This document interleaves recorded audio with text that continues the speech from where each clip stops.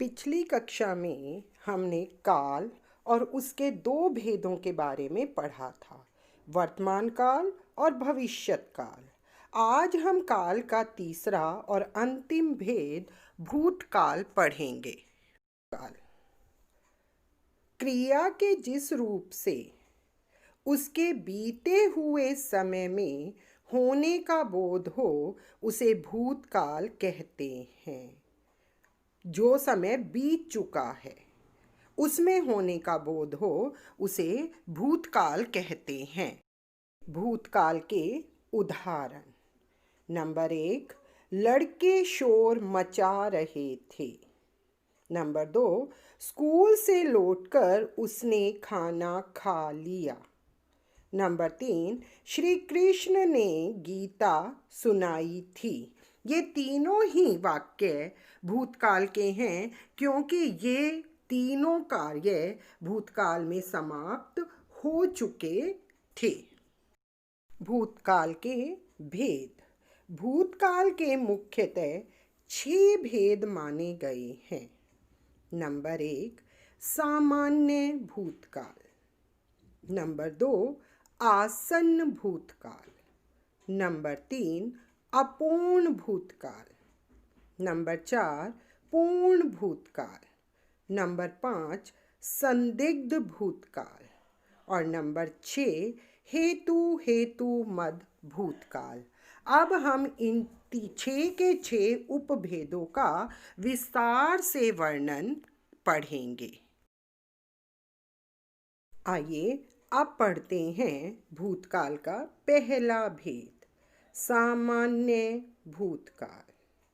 क्रिया के जिस रूप से भूतकाल में उसके सामान्य रूप से होने का संकेत मिलता है उसे सामान्य भूतकाल कहते हैं।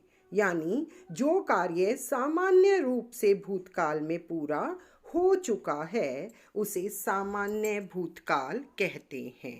अब देखिए सामान्य भूतकाल के कुछ उदाहरण।